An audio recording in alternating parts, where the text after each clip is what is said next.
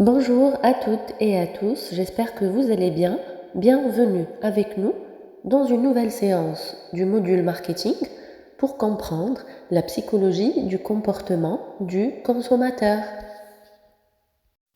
L'objectif de cette section est de mieux connaître le consommateur pour mieux répondre à son besoin. Donc, vous remarquerez que ce monsieur ou cette dame qui vont acheter notre produit, ce consommateur a une psychologie qui change parce que c'est un être humain qui évolue, qui pleure, qui est heureux, qui peut vouloir rester seul. Après, il voudrait être avec tout le monde. C'est des émotions qui changent, c'est des phases qui changent, c'est des contextes qui changent. Donc, notre produit doit accompagner ces changements.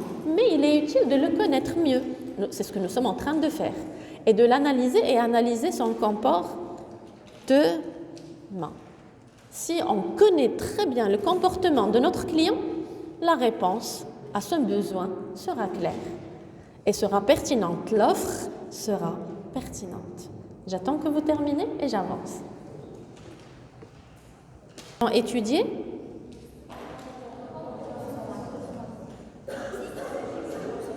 le comportement. Je ne parle pas d'un autre comportement, je parle uniquement du côté psychologique. Ça marche? Donc, nous allons creuser. Nous partons du général au particulier. Toi, c'est ce monsieur. Toi, c'est cette personne. Tu es dans la réunion et tu es en train de présenter les différents types de comportements. Parce que c'est ce que vous allez faire. Ultérieurement, lorsque on va vous demander quelle cible nous allons choisir, tu dois mener ton enquête, analyser psychologiquement, analyser la demande comme on a fait, analyser les techniques que vous allez utiliser, suivre vraiment notre cours de A à Z pour mieux t'adapter à un besoin changeant. Donc, on doit identifier les besoins. Bien sûr, Abraham Maslow, vous vous rappelez, c'est pas la peine de noter ce point. C'est pas parce qu'on l'a déjà noté. Abraham Maslow nous avait parlé de quoi? Des différents types de besoins. Vous vous rappelez de la pyramide? De la base, qu'est-ce que nous retrouvons dans la base? Les besoins physiologiques. Après, les besoins de sécurité. Après, les besoins d'appartenance. Après, les besoins d'estime. Et en haut, les besoins d'accomplissement. Si nous prenons ce consommateur, nous avons déjà fait ce cours de Abraham Maslow, la pyramide des besoins. Si nous prenons en considération cette base, très bien.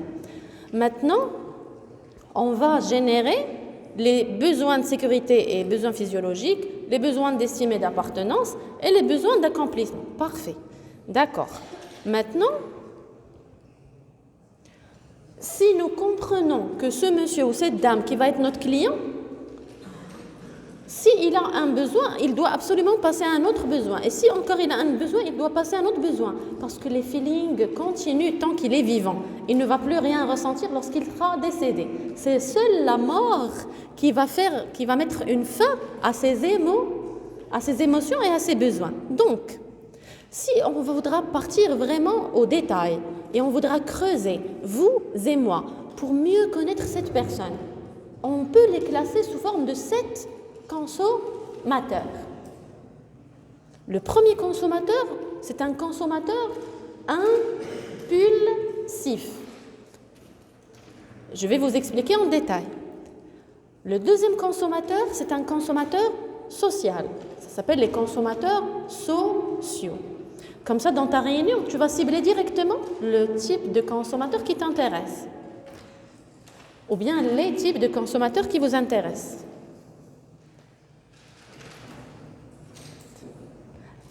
Les consommateurs attentionnés, c'est la troisième catégorie. Les quatrièmes, c'est le consommateur qui évite le stress, qui n'aime pas le mot stress et qui vont fuir ce sentiment. Bien sûr, je vais vous expliquer en détail chacun.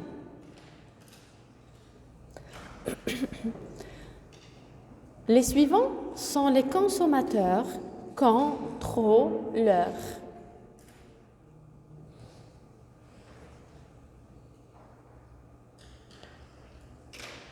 Les suivants sont des consommateurs pavaneurs. Et finalement, nous avons les consommateurs avides. Avide, ça veut dire à la recherche de, qui adorent. Avide d'expérience. Passionnés d'expérience. C'est des aventuriers. J'attends que vous finissiez et je vais vous expliquer chaque type de consommateur. On commence par les premiers. On commence. Les consommateurs impulsifs. Qui sont ces personnes-là? Ils veulent ressentir une expérience intense et se rendent régulièrement en magasin pour des petits achats. C'est des personnes qui ne vont jamais acheter online. Est-ce que vous avez compris cette phrase? Qui ne vont pas acheter en ligne. Pourquoi? Parce qu'ils ont besoin de partir toucher le produit de leurs propres mains et de vérifier. Et ils vont lire ce qui se passe. Ils sont toujours dans l'émotion. Et vous les voyez à chaque fois, ils partent pour acheter un produit. Ce n'est pas le style de personne qui va faire un achat par mois. Ils ont besoin de sortir. Comme, je vous donne un simple exemple, les gens qui sont dans les souks, les endroits, les centres commerciaux, c'est un plaisir pour eux de sortir, de découvrir, de voir les produits, de vivre voilà. Pour eux, l'achat, le shopping ou les achats, c'est une expérience de rencontre, de personnes. C'est vraiment un moment de plaisir pour eux. Donc, ils ne vont jamais faire une liste de courses.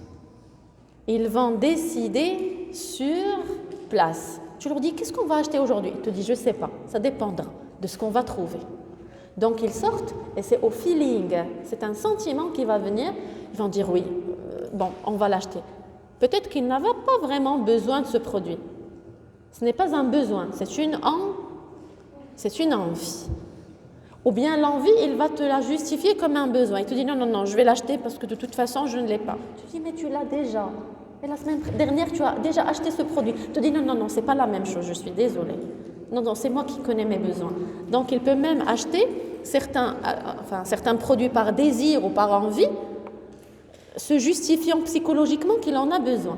Alors que toi, tu sais très bien qu'il n'en a pas vraiment besoin. Et j'avais donné l'exemple des mamans qui ont une cuisine pleine d'assiettes et pleine de verres. Vous vous rappelez de cet exemple? Et elle va sortir pour le plaisir, voir d'autres verres et d'autres assiettes. Et tu lui dis, mais tu as une tonne à la maison. Elle te dit, non, cette couleur, moi, je ne l'ai pas. Tu lui dis, si, tu as déjà ce bleu. Elle te dit, non, ce n'est pas le même bleu. Elle va chercher l'expérience, elle va chercher le feeling. Alors, le marketing doit agir dans le magasin.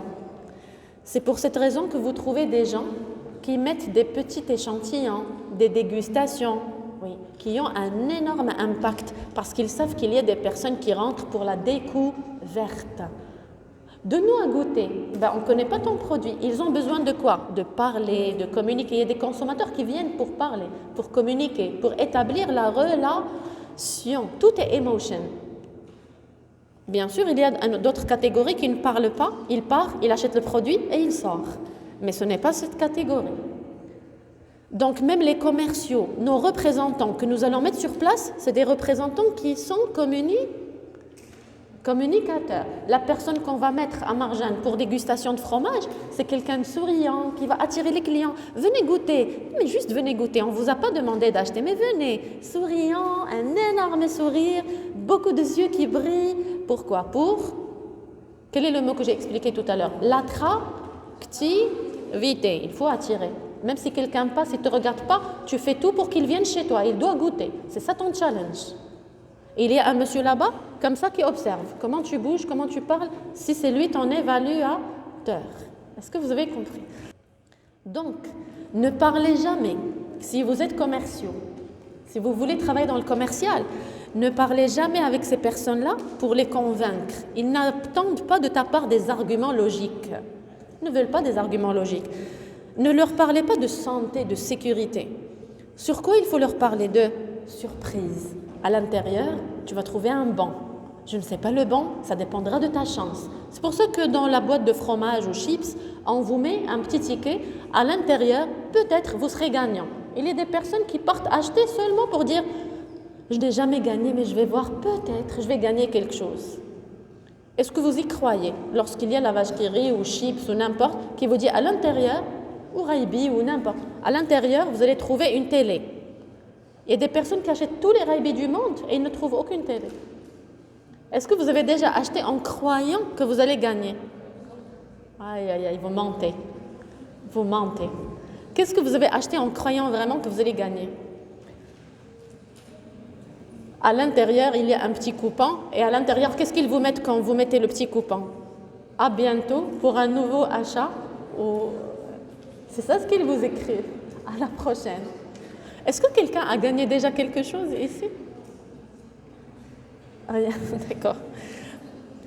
Bon, ici, il faut miser sur la surprise, l'inspiration. Je peux continuer? C'est bon, vous avez compris ce type de consommateur?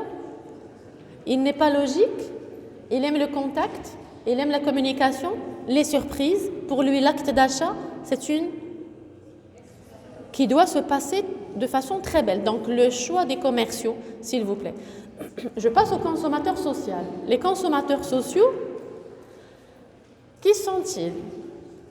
Pour eux, cuisiner et manger, c'est très, très, très important. Ce sont des activités sociales. Et donc, ils ne préfèrent pas manger seul. C'est le type de personne, s'il cuisine, il ne va pas manger seul. Il attend que toute la famille soit là. Il ne va pas toucher son plat. Il va vous dire, goûte et dis-moi ton avis. Non, non, je ne vais pas goûter. Goûte d'abord toi. Et il regarde tes yeux pour voir si le plat qu'il a cuisiné a été apprécié ou non. Donc, c'est des personnes qui vont partir acheter les meilleurs produits. Ils vont les comparer, ils vont faire énormément d'efforts. Pourquoi pas pour eux? Pour les autres, pour la société, pour leur famille. Est-ce que vous avez quelqu'un dans la famille comme ça? Ou bien vous-même? Il n'y a aucune fille ici qui part, qui fait beaucoup d'achats, un déplacement pour acheter des produits spécifiques. Après, elle fait un cake qui va lui durer 1 heure et elle le surveille. Et après, elle le ramène dans la table et elle voit la réaction de sa famille. Elle ne dit rien. Elle surveille la réaction. Et si ils lui disent « Ah, c'est magnifique », elle leur dit « C'est vrai ».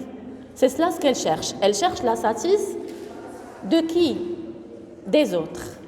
Pour elle, c'est bon. Tu as garanti qu'elle va passer une bonne journée. Parce qu'elle va à chaque fois tourner dans la maison, elle va te dire « N'oublie pas, je suis une bonne cuisinière. Ah, moi, la cuisine, c'est magnifique. N'oublie pas le cake que j'ai. » Donc, ça va la motiver à reacheter et à reacheter et à reacheter. Donc, on a gagné grâce à un feeling, grâce à un sentiment qu'elle a vécu à la maison, on a gagné un acheteur. Elle pourra même faire un déplacement pour aller acheter une crème fraîche qui se trouve à la fin de je ne sais pas où et commander un produit qui va venir. Elle va faire énormément d'efforts pour ce sentiment de satisfaction. Pour cette personne ou pour ce consommateur, partager son repas est une manière de passer un bon moment entre amis ou famille, surtout s'ils sont séduits par la convivialité. La convivialité, ça veut dire l'art de la table. Comme aujourd'hui, il y a un exemple qui est Monsieur Bricolage. Yatou.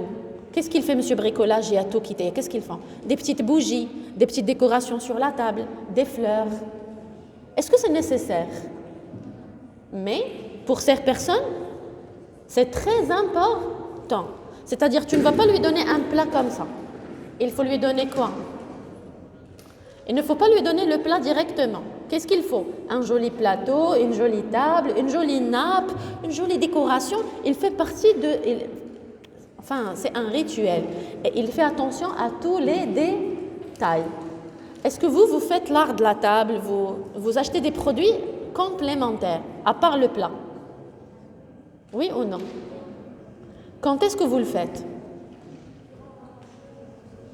Dans une fête, est-ce que vous faites les petites feuilles pétales de rose pour les invités, les petites bougies, décoration, non? Ok. Bon, je passe. Le troisième consommateur, c'est le consommateur attentionné.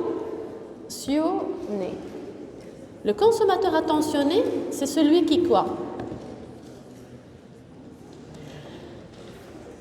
Pour lui, il considère le fait de cuisiner et de manger comme un besoin de base. Mais attention, c'est un service, c'est-à-dire il ressent que c'est un devoir. Je prends l'exemple d'une maman ou d'une grande sœur. Il y a même des hommes qui cuisinent très bien, qui va veiller à ce que le plat soit avec des légumes. Il te dit non, les légumes ils sont très importants, attention à la présentation. Il va essuyer l'assiette, il va te dire non, il faut que tu manges, c'est vraiment très important pour ta santé. C'est pour eux un devoir, ils sentent qu'ils sont responsables. Donc ça va les pousser à partir acheter les bons produits. Ils estiment que leur devoir de parents est de cuisiner, c'est-à-dire pour eux ça devient... Donc ils estiment que quoi? Ils estiment que leur... C'est quoi le mot-clé? C'est que leur devoir. Donc la maman, elle est malade, elle est fatiguée, elle n'a pas d'argent, elle va partir acheter. Parce que c'est un devoir. Ce devoir-là, c'est ça ce qui la rend un consommateur attentionné. Elle fait attention aux besoins de sa famille et c'est cette attention-là qui va la pousser à l'acte d'achat. Il y a d'autres personnes, quand ils reçoivent des invités, pour eux, c'est un devoir de bien les accueillir. Même s'ils passent par une crise financière, ils n'ont pas d'argent. Mais ils te disent non, nous avons des invités. Donc la table doit être parfaite. Donc ils seront... C'est ça le stimulus, c'est ça ce qui va les stimuler. Ils vont être amenés à acheter des produits, même chers, mais ils vont partir les acheter pour pouvoir justement jouer quel rôle? Le rôle d'hôte. Un hôte, c'est quelqu'un qui va recevoir. Et il y a l'art de la réception. L'art de la réception, parce que nos invités doivent partir contents. C'est la réputation de la famille. Est-ce que vous avez compris? Donc, lorsque vous êtes marketeur et vous voulez communiquer avec ce type de consommateur, il faut leur mettre des publicités dans lesquelles il y a des gens qui ont ouvert la porte de leur maison et des gens qui rentrent chez eux avec une certaine tenue, une certaine table, et les gens dans leur maison regardent la pub et s'inspirent. Ils disent, regarde dans la publicité la qualité de la table, regarde. Et c'est pour cette raison qu'aujourd'hui, les chaînes de cuisine, ça marche très bien. Il y a même aujourd'hui des influenceurs qui ont des chaînes uniquement, ils nous montrent l'art de la table et l'art de la réception. Et les gens s'inspirent, ont des idées parce que pour eux, c'est un besoin psychologique. Les mots-clés, en fait, ou les éléments ou le pulse que nous allons garder, c'est le sentiment de ces invités quand ils vont partir. C'est la nostalgie. Ils vont nous dire « Ah, la dernière fois, tu m'as invité, c'était magnifique. » Ils doivent garder un très bon souvenir. Donc, la maîtresse de maison, c'est-à-dire ta maman ou toi-même, va partir faire des achats justement ciblés pour créer ce sentiment chez les invités. Ça va être le local, la courtoisie. Et pour une réception, il y a énormément de possibilités. Nous avons encore 3-4 minutes. Ça va? On les a encore ou non? C'est quelle heure chez vous? 40? 40. Je vous garde 5 minutes? 5? Je peux passer? Les consommateurs qui évitent le stress. Suivez avec nous. 5 minutes. Ils attachent une importance à quoi? À la sécurité. Et ils préfèrent des produits qui sont connus. Vous voyez certaines personnes dans les grandes surfaces, ils achètent un produit, ils commencent à lire derrière. Est-ce qu'il y a des produits cancérigènes? Est-ce qu'il y a des additifs? Est-ce qu'il y a... Vous avez déjà fait ça vous-même? Ah, d'accord. Donc, ils préfèrent des produits connus. Lorsque tu lui dis, mais c'est pas cher ce produit, prends-le, il te dit, non, non, non. Moi, je cherche la sécurité. Donc, pour eux, c'est aucun plat compliqué, il ne pourra le rater. Il fuit tout le stress, il ne veut pas avoir des ondes négatives. Il va chercher des informations sur le produit. Il va chercher même les forums, il va rentrer sur la page internet du produit, il va essayer de savoir toutes les informations sur le produit avant de l'acheter. Donc, si vous êtes marketeur et vous voulez communiquer avec ce type de consommateur, jouez sur le phénomène de confiance. C'est pour cette raison que dans certaines publicités, on voit des bébés et des enfants. Lorsque vous voyez des bébés ou des enfants, qu'est-ce que cela veut dire? Que le produit est fiable, que le produit est sécurisé. D'ailleurs, la couleur bleue, si vous voyez de la couleur bleue dans les banques, les assurances, c'est une couleur de confiance. Et ils l'ont choisi exprès pour montrer que ce produit est fiable. Il n'y aura pas de souci. D'accord. Il y a les consommateurs contrôleurs. Bien sûr, le mot est déjà clair lui-même. Ils font très attention, ils veulent tout contrôler, ils sont attentifs à leur alimentation. C'est les gens qui achètent par dosage. Ils te disent 100 grammes de poulet avec 200 grammes de je ne sais pas quoi. Dans un plat, ça doit être équilibré. Je fais attention à ma ligne. Ils font toute une recherche pour acheter que les produits sains et sûrs. C'est pour cette raison qu'aujourd'hui, les produits bio, vous connaissez les domaines. C'est purement excellente qualité, mais avec un prix extrêmement cher. Mais pour des personnes qui veulent quoi? Un produit sans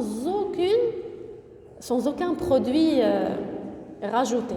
Donc le produit, il est pur.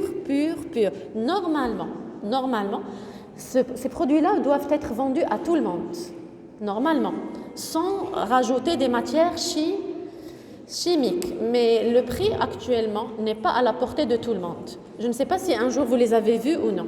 Ça s'appelle les domaines.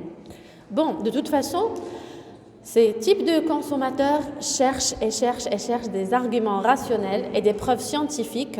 Ils peuvent carrément rentrer dans la page officielle du produit, chercher les statistiques, l'information. C'est quelqu'un qui va faire toute une étude avant d'acheter un produit. Le sixième, c'est le pavaneur. C'est qui? C'est quelqu'un qui veut se sentir spécial et il veut se sentir différent. Donc, c'est quelqu'un qui va acheter un produit très cher, un Gucci, ou une grande marque, ou un téléphone ultra cher, même s'il n'en a pas besoin, mais il va l'acheter. Pourquoi? Pour montrer à tout le monde, il fait un étalage. Montrer à tout le monde, voilà le produit que je consomme, pour qu'il fasse attention, il fait attention à sa façade, il fait attention à son image sociale. Bien sûr, cette personne recherche des choses uniques, exclusives. S'il trouve le même produit chez tout le monde, il n'est pas satisfait. Tu te dis, moi, j'achète pas comme tout le monde, j'achète un produit qui est différent. Oui, je cherche à être distingué. Bon, les autres étudiants, je ne sais pas s'ils sont là, mais je vois des personnes qui viennent nous regarder.